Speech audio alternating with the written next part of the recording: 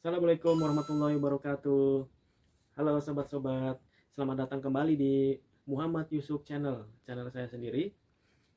Dan saya di kesempatan ini akan melanjutkan video yang beberapa hari lalu saya membahas pertanyaannya dari istri, yaitu apakah sama atau beda antara jin, setan, iblis, dan dajjal. Nah, jadi di kesempatan ini saya mau menjelaskan satu persatu ya, biar tidak salah paham dan sobat-sobat sekalian tahu detail apa itu yang saya ceritakan pada beberapa waktu yang lalu. Misalkan jin itu apa, jelasnya kayak gimana dan sebagaimana gitu, yang belum tahu. Nah, di kesempatan ini mudah-mudahan saya bisa memberitahu sesuai dengan sepengetahuan yang saya tahu. Nah, gitu. Lagi itu kan istri saya membuat pertanyaan ya, membuat pertanyaan yang saya tidak tahu dan belum mempersiapkan lah gitu. Nah, jadinya kurang lebihnya tidak detail penjelasannya. Dan kesempatan ini mudah-mudahan saya jelaskannya secara detail. Nah, yang mau saya obrolkan hari ini, kesempatan hari ini yaitu soal kejelasan jin. Nah, maksudnya maksudnya eh, bagaimana sih jin itu, siapa, dan bentuknya kayak gimana. Nah, mudah-mudahan saya bisa menjelaskan. Bismillahirrahmanirrahim. Ya, jadi teman-teman, jadi jin ini sama seperti manusia ya, sama-sama makhluk, cuman beda kasat mata saja. Kalau kita, ini kita jasad kasar. Nah, dan kalau jin itu jasad halus, diciptakan sama Allah Ta'ala dari jasad halus, yaitu yang jasad kasar tidak bisa melihat si jasad halus, yaitu jin, dan beda dunia, beda dimensi maksudnya gitu. Makanya tidak bisa melihat manusia ke jin. Itu. Mungkin sobat-sobat belum tahu ya asal mula sejarahnya jin dan manusia.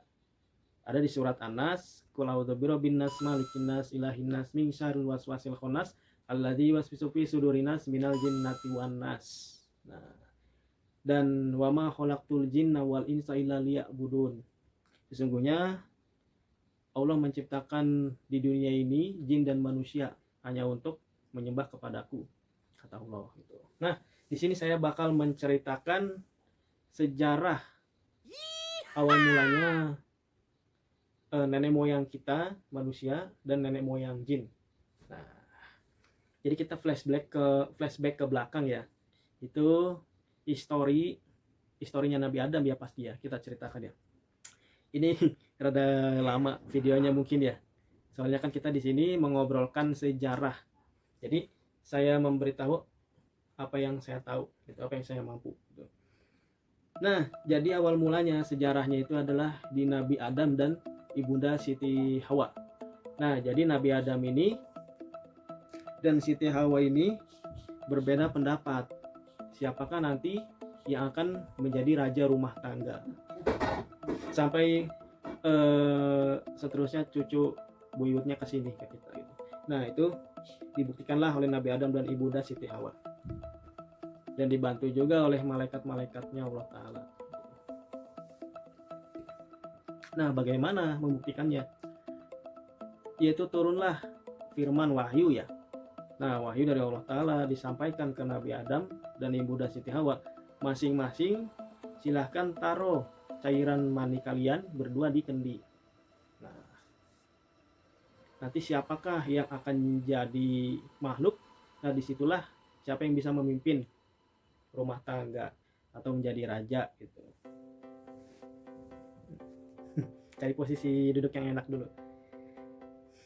Nah, setelah itu saling berhadapan lah Nabi Adam dan Ibunda Siti Hawa memasukkan mani masing-masing di kendi, cukup kendi. Nah, setelah itu kata Allah Ta'ala, sudah tunggu beberapa saat, nggak tahu ya beberapa saatnya itu kita nggak tahu, itu ketentuan dari Allah Ta'alanya, kita nggak tahu berapa lamanya gitu. Kemudian apa ya, lupa.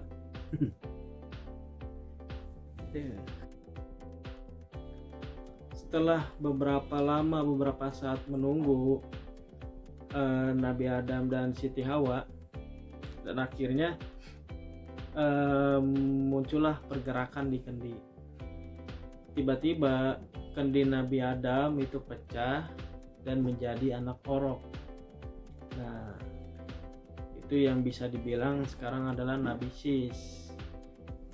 Dan kemudian Ibunda Siti Hawa menunggu apakah kendinya akan pecah atau terjadi apa gitu. Setelah menunggu beberapa hari, minggu, tahun, akhirnya tidak pecah-pecah. Nah, jadi saking marahlah Ibunda Siti Hawa ini, jadi kendi ini dilempar, dan dilempar itu sampai jauh ya dilemparnya. Kan orang dulu makan kekuatannya melebihi kita, sakti orang dulu. Sampai jauh itu dilemparnya ke laut hitam, laut mati. Atau di mana itu ya laut mati. Nah, saking marahnya Ibunda Siti Hawa karena dia kalah, dan yang menjadi raja rumah tangga adalah laki-laki karena Nabi Adam yang menang.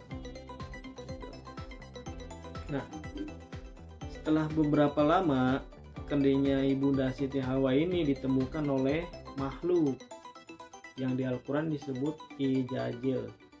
Ijajil itu adalah Dajjal ya, yang kita tahu sampai saat ini. Nah, penasaran tuh Dajjalnya megang kendi. Dia kan makhluk sakti juga ya, Dajjal itu.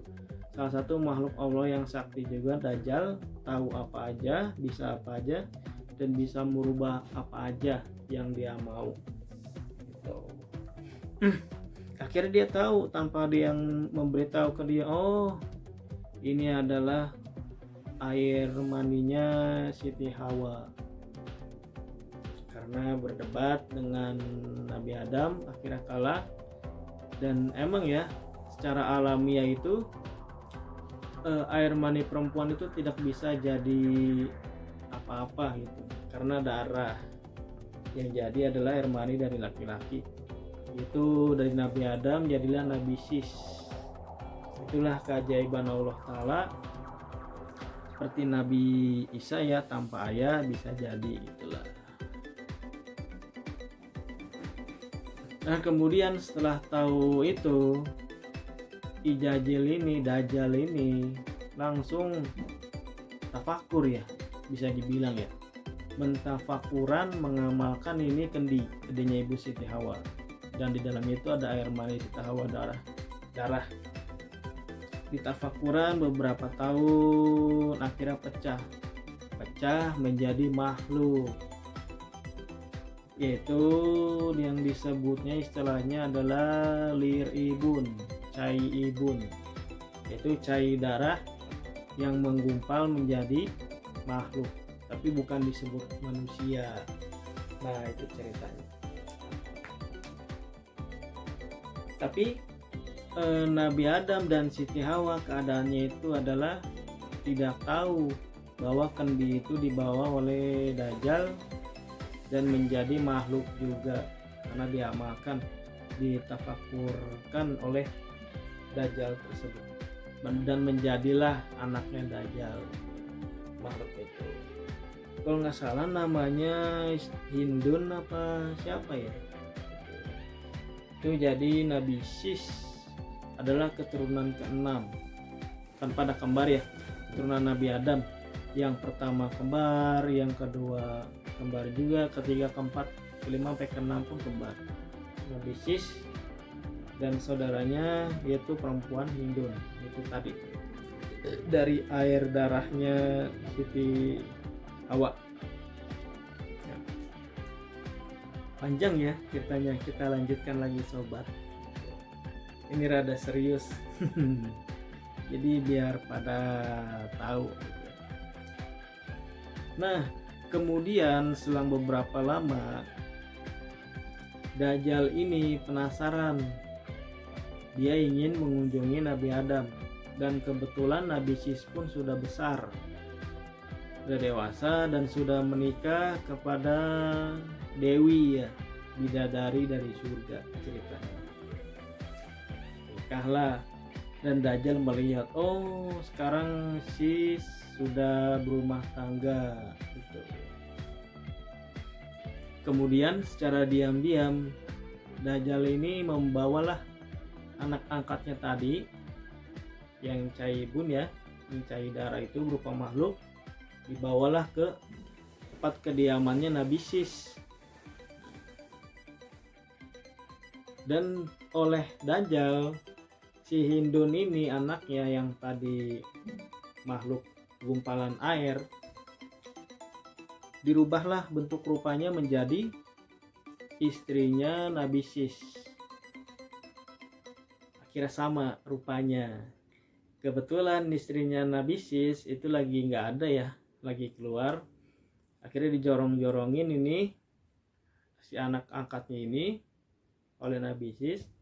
Akhirnya namanya berumah tangga ya, berhari-hari gitu, berhari-hari semalaman. Nah itu akhirnya mereka berhubungan badan lah berdua, padahal sebenarnya itu bukan istri aslinya.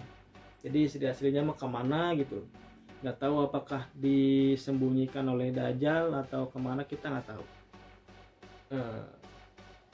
Yang ada saat ini adalah yang bersama Sis adalah tadi makhluk saudaranya sendiri sebenarnya, yang tadi makhluk caibun atau air darah tadi gitu. Yang dimiripkan oleh Dajjal, dimiripkan oleh istrinya Nabi Sis. Akhirnya berhubungan badan lah mereka dan punya anak gitu. Dan kemudian istri aslinya Nabi Sis dikembalikan lagi dalam keadaan tidak tahu berdua, tapi masing-masing pada punya anak gitu. Akhirnya diambil lagi lah Hindun ini, caibun ini, yang makhluk tadi cairan darah ini, dibawa pulang. Akhirnya kan hamil ya dia ya, dan hamil dia punya anak lah, turun anak itu yaitu bukan manusia, karena dia sendiri kan bukan manusia, dari makhluk darah, gumpalan darah air. Kawinin sama Nabi Sis, punya anak lah lahir yaitu Anwar. Nah jadi Anwar ini adalah makhluk cahaya ya. Mungkin kita nggak percaya ya, kok bisa begitu ya, dulu ada manusia, makhluk ini makhluk itu, aneh, cahaya, ada air darah, jadi makhluk segala macam. Nah itulah keajaiban dahulu yang kita tidak tahu teman-teman. Lanjut cerita. Jadi yang Hindun ini, yang makhluk air darah ini, caibun, punya anak lah Anwar, yang rupanya bentuk badannya adalah cahaya, seperti cahaya lampu ya gitu. Dan Nabi Sis sama istri aslinya ini punya anak namanya Anwas. Nah mungkin yang kita pernah dengar ya, Anwas di TV itu adalah Abu Nawas, lirik-lirik Abu Nawas atau cerpen, bukan, puisi, bukan ya, pokoknya itulah yang di Al-Quran tuh, Abu Nawas. Nah itu sebenarnya nenek moyang kita adalah dari Abu Nawas, yang perlu kita tahu.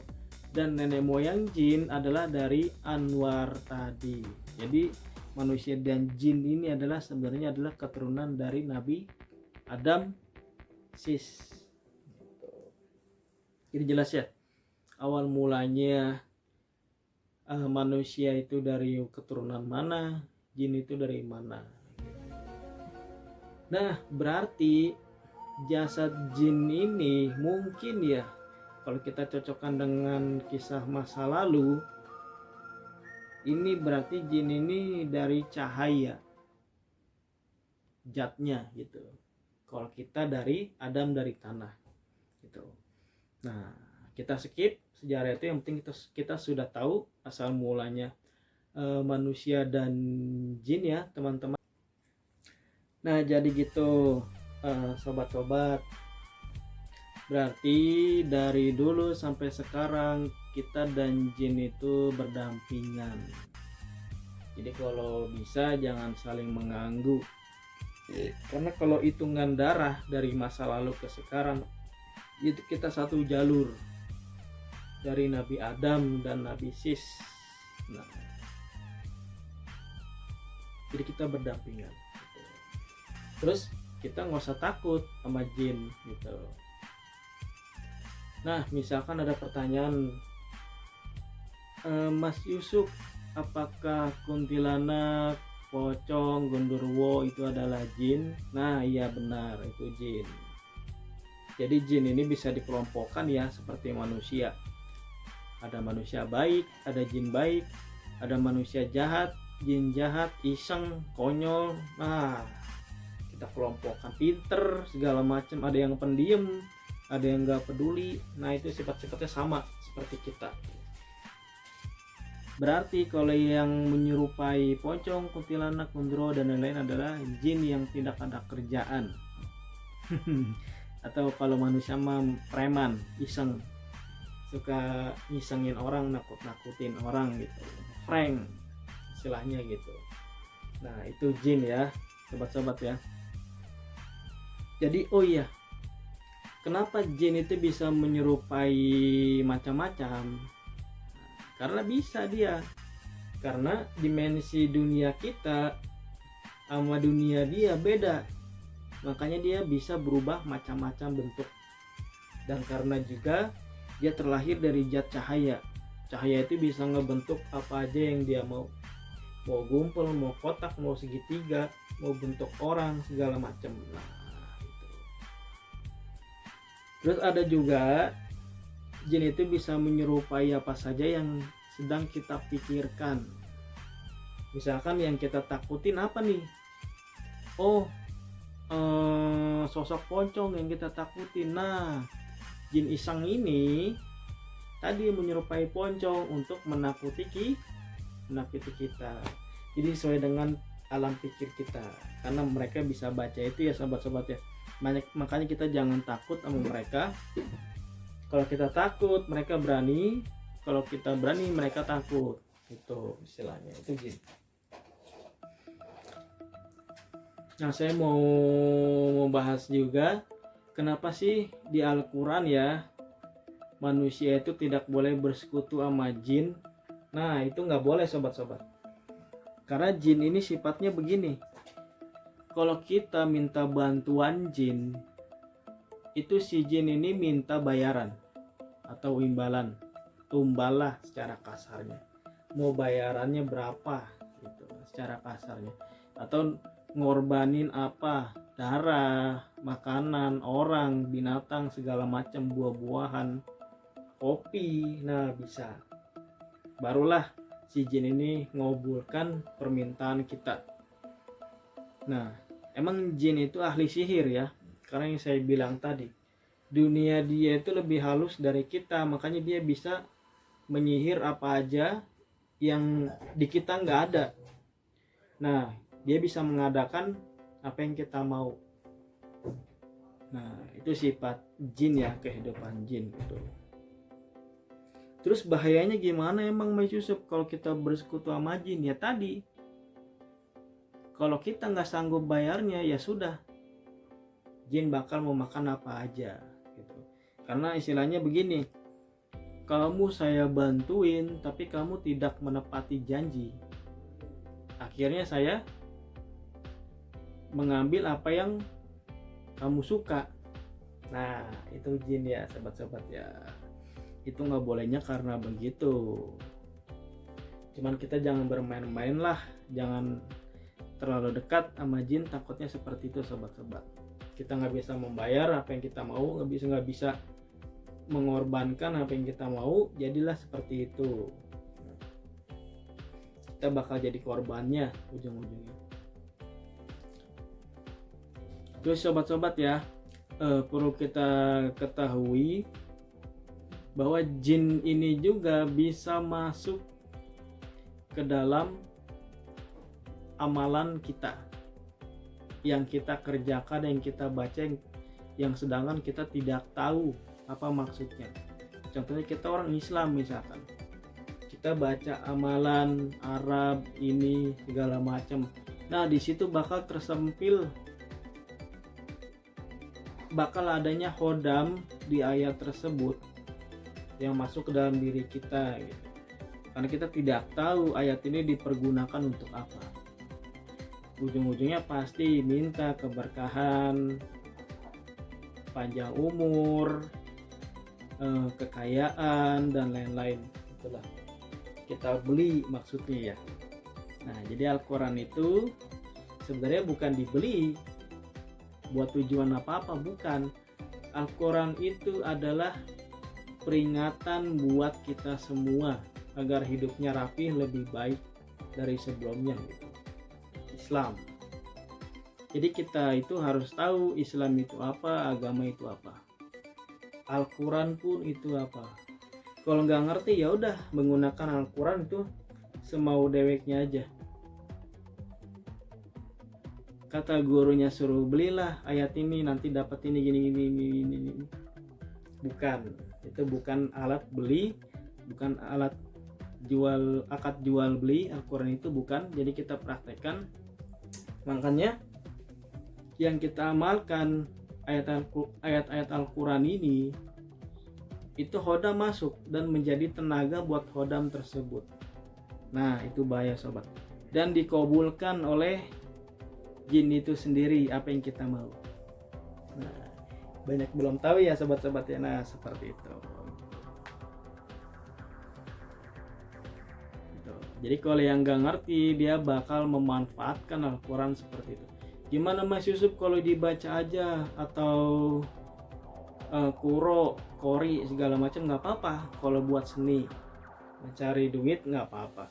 Cuman kalau dikhususkan untuk membeli ini itu, kita ujung-ujungnya bakal di keluarga kita atau di sanak saudara segala macam itu bakal ada nantinya suatu musibah yang nggak kita ingini. Nah itulah seperti contohnya mengorbankan, karena di dalam kita mengamalkan Al-Quran buat beli-belian, akad jual beli seperti itu permintaan kita, karena itu kita memperkosa Allah ya. Nah, Allah nggak mau ngobolin orang seperti itu. Allah cuma ngobolin kalau kita mempraktekkan apa yang dianjurkan Al-Quran. Artinya itu kan kita amalkan, bukan diamalkan baca ya, doa dan usaha. Nah itu yang Allah anjurkan. Jadi bukan dibeli berapa ribu balik baca ini. Jadi bukan seperti itu sobat-sobat.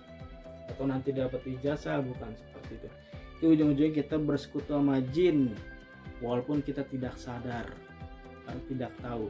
Di belakang kita itu banyak jin yang akan menopang kita karena dia itu dapat tenaga dari amalan tersebut. Tuh, itu yang saya tahu sobat-sobat. Kamu Mas Yusuf so tahu. Nah, karena kakek saya itu anaknya kawin sama jin perempuan dan punya anak 2. Makanya saya bisa bercerita seperti ini. Jadi kakek saya ini sering disamperin oleh cucu jinnya ini 2, tapi nggak berani ya. Nah gitu, nggak berani. Kenapa? Karena si jin ini pada cucunya sendiri, si jin ini pengen ketemu kakeknya, kangen. Nah kebetulan lagi tuh hikayatnya kakek saya ini lagi ngobrol sama ustadz, dan kebetulan ustadz ini bisa melihat jin. Ustadz ini ngomong kakek saya, itu ada anak-anak jin ngeliatin kesini mulu, laki-laki sama perempuan, rambutnya api gitu, bentuknya kayak cahaya gitu, badannya lah, kata si ustadz tersebut. Kata kakek saya, oh udah biarin itu nggak apa-apa, itu cucu saya katanya, pengen ngelihat saya. Oh kok nggak berani ngedeket? Iya nggak tahu. Nah karena segen ya sobat-sobat ya. Jadi kalau orang berilmu itu, jin itu segan nggak mau ngedeketin gitu ya, panas maksudnya. Jadinya bukan takut sama orangnya, jadi hubungannya bukannya takut, bukan, jadi segen aja gitu. Mungkin bisa ngedeketin kayak manusia deket gitu, tapi secara ininya dia panas segen. Karena emang seharusnya kita itu tidak boleh bersekutu sama jin tersebut gitu. Nah, jadi jasad jin ini sebenarnya adalah bagus seperti kita yang tadi Ustadz lihat. Cuman rada aneh dikit ya, karena kan beda dimensi dengan kita gitu. Kalau dia rambutnya api mungkin ya yang dilihat oleh Ustadz tersebut, dan badannya putih cahaya, gak pakai baju tapi.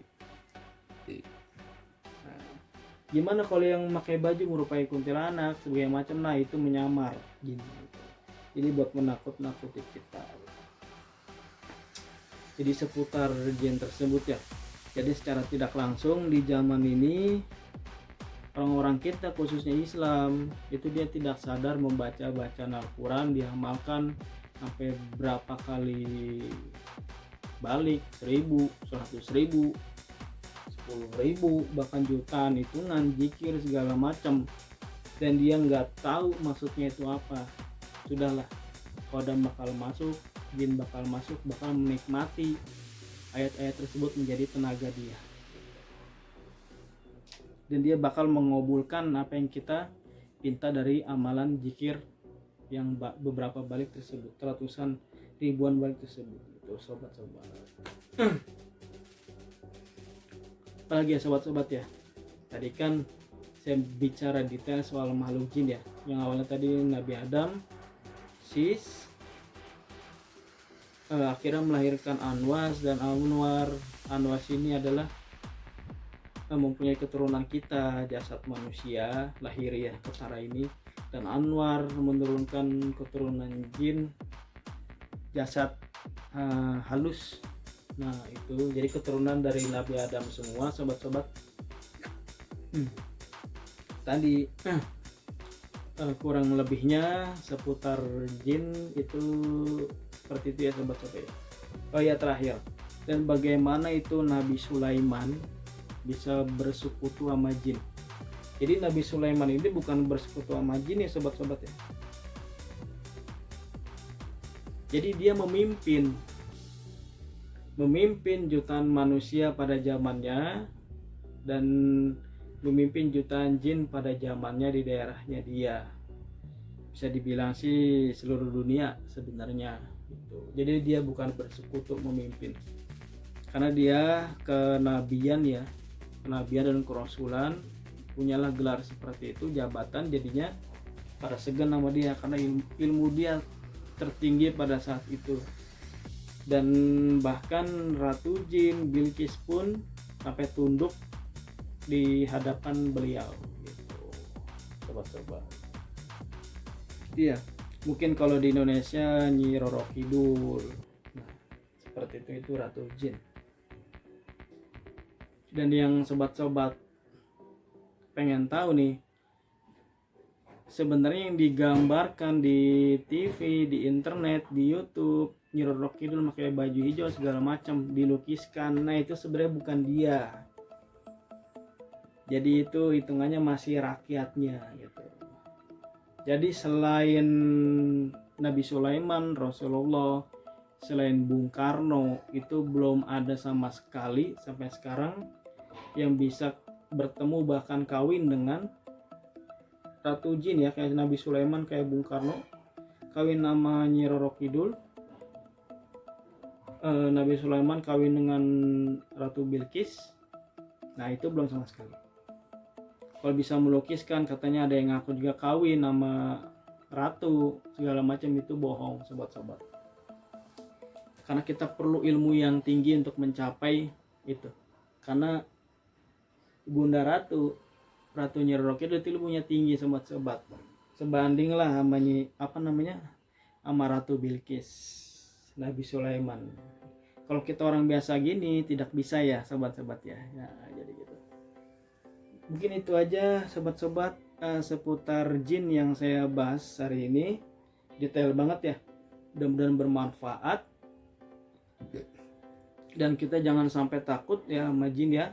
apalagi mengusir. Kalau ada jin jahat, jin iseng di rumah kita, kita jangan ngusir, nyuruh ustadz suruh ngusir dia, jangan. Kita damai aja, bilang aja di rumah sendiri, gini bilangnya, saya kasih tahu. Jampeknya gak usah baca Al-Quran segala macam, jangan. Kita damai, jangan saling ganggu.